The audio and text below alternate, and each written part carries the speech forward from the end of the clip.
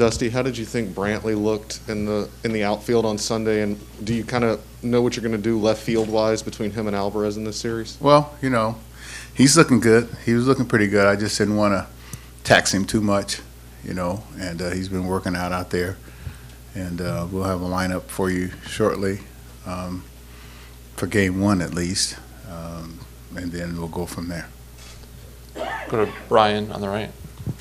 It seemed like yesterday you guys were waiting on Siri maybe to help shape your roster based on how he looked. Are you any closer to any decisions? Not really, because naturally any young player or any player is going to say, hey, man, I'm okay. I mean, their first time to go to the playoffs, but we got to continue to check him out. And I wanted to see him off the machine at high velocity. Batting practice is one thing, but high velocity's, something else. And so, he is in the running for one of the last roster spots on the team, basically.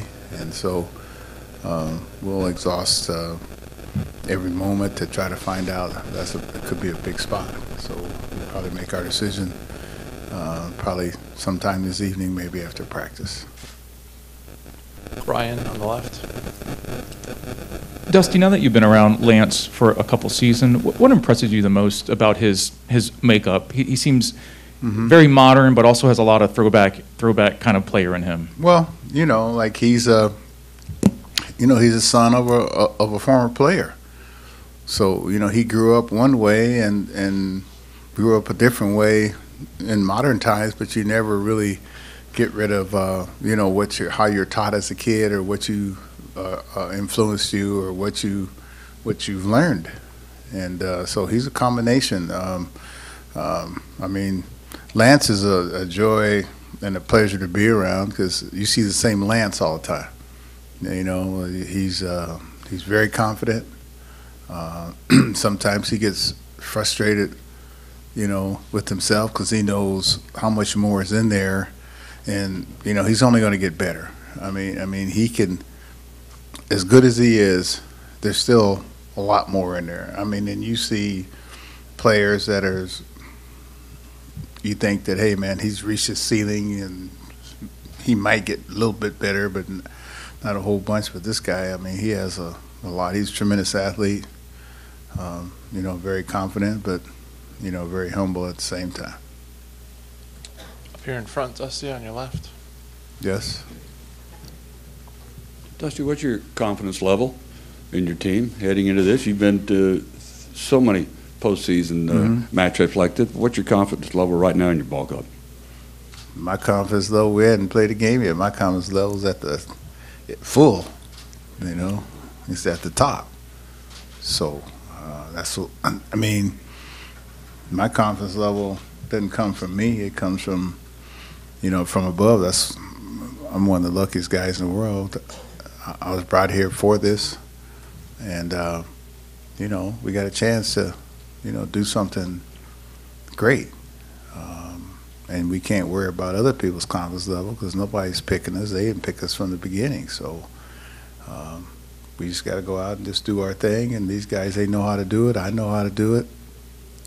And I'm glad we're opening up at home. Christy. After how last year's playoff run was so odd with not getting to play at home and no fans, how much are you looking forward to actually, managing a playoff game in front of these fans that you've grown to have a relationship with? Well, I tell you, it's awesome. I mean, last year was great to get there, but it wasn't the same as previous years because nobody was there. I mean, you know what you're playing for, but it's a little different playing in front of cutouts than it is in front of actual people. And with the rain noise being piped in is a lot different than the people yelling and screaming. So I'm looking forward to it. I mean, this is what baseball is about. I hear guys talking all the time that how not on my team but other teams as well, how they miss that. How they miss the energy of the people in the stands, how they miss the the noise. It's not just background noise, it's actual noise and electricity and in the building, and that's why we play. I mean, we play because we love to play, but we love to, to make people happy by how we play. Ryan on the right. It's been a while since you managed against Tony LaRussa, but what do you think about him as a manager and going against him, and what are some of your memories about just sort of the chess match with him? Well, I mean, he's in the Hall of Fame. I mean, you don't find many Hall of Famers to come back. Most of them trying to get in, more or less coming back. And so, yeah, I mean, I enjoy managing against Tony.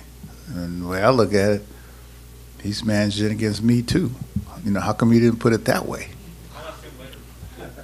Yeah, I'll be curious to hear what he says. Dusty in the middle on your left. Dusty, you obviously have a lot of guys with a lot of playoff experience on your roster, but there are some guys who have not been there. Mm-hmm. And if they make that roster, is there anything that you're going to have to say to them or tell them to prepare them for this experience? No, there's nothing you can say to them to prepare them.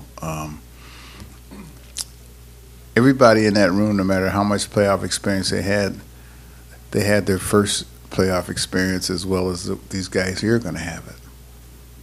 And so you just have to play the game the same. Like Hank Aaron told me, I'll probably tell him same thing he told me. It's okay to be nervous because that's natural. Just don't be scared. You know what I mean? So, and that's what the whole thing's about. I mean, it's a little bit different now for these kids now than when we were coming up because, especially the kids who went to college. They got the NCAA tournament. They got the College World Series. They got different things to, USA Today games and the perfect game and this game and that game. This is just a higher level for where they've already been. And you can't worry about making mistakes. You just got to go play and be as natural as you can. Go right up here in the front. Dusty, can you talk about what makes this team so special? Me? Yeah. I don't know. I guess everything this team has been through. Highs, lows, ups, downs, ins, out. We've lost some, we keep, they just keep on stepping. They lost Derek Cole, they lost, Verlander's hurt, we lost George Springer, and then somebody else.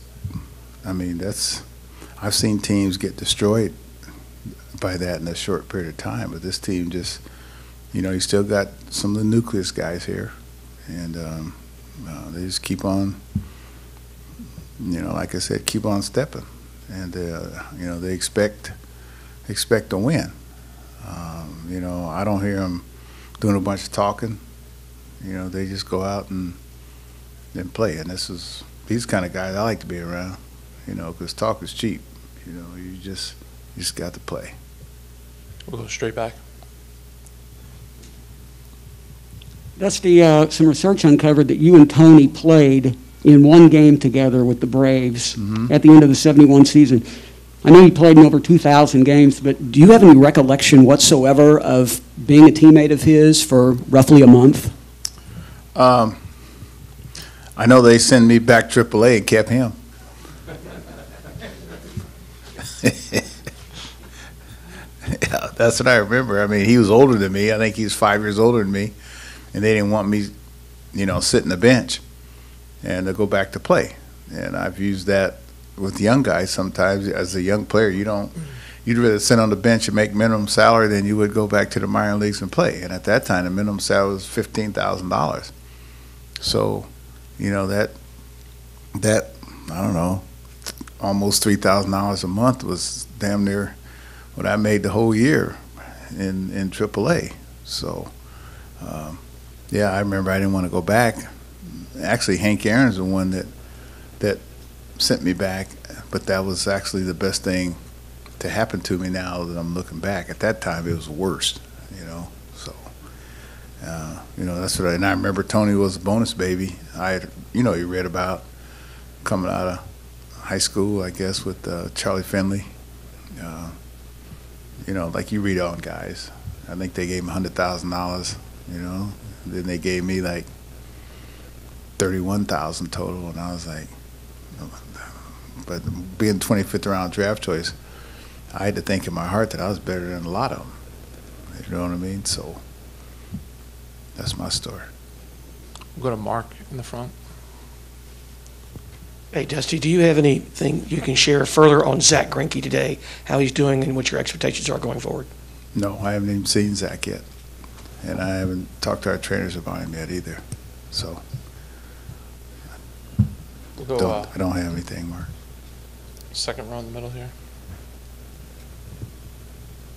Dusty, I'm just curious how you're processing all of this mentally, being another chance for you to get the World Series, basically the one thing that you don't have yet. Like, is there a different feeling about this opportunity, or a different mindset, or level of anxiousness, or any kind of different level of emotion for this one No. than maybe others?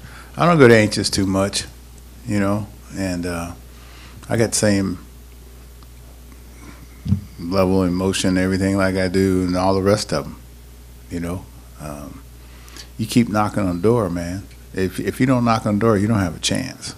And the way I look at it, Thomas Edison, he tried 1,000 times, you know what I mean, before he discovered the light bulb and electricity. So, and then when I look at Bobby Cox, how many division titles did he have? Like 15 or 16. I ain't even close to that. You know what I mean? So, hey, the way I look at it, it's going to happen. The Lord wants me to happen. And if it doesn't, it's still been right. It's still been good. But that don't mean that, I really feel inside. So I need it, and I got to have it. All right, thanks a lot, Dusty. Good luck tomorrow. This lady had her hand up about 15 times. Go ahead. We'll go to Britt. I was going to get Carlos in here, but go ahead, Britt. Thanks, Dusty. I just wanted to play off the stepping off bit. I know you haven't been here for the whole time, but when you look at what this Astros team has done over the last 5 years, you've been around the game for a long time. How can you quantify, how can you explain to us how difficult and rarefied this is that we're seeing this stretch? Yeah, great question. This is very difficult. It's very difficult, especially in modern times. Before it wasn't that difficult as it is now, because you were able to keep and afford to keep your players together for a longer period of time. Nowadays it's very difficult, because of the salaries that are demanded, whether the team wants to pay, or whether the guy's arbitration eligible, or a guy stays healthy, or whatever the case may be. It's very difficult to keep some nucleus guys together and then insert some other people of quality, and then carry on and continue on to do what we're doing. And so I got a lot of respect for this organization, and they've changed managers, they've changed general managers, they've changed everything except ownership. So it must be a big part of ownership to continue to do this, to pick the right people to keep a team like this on top.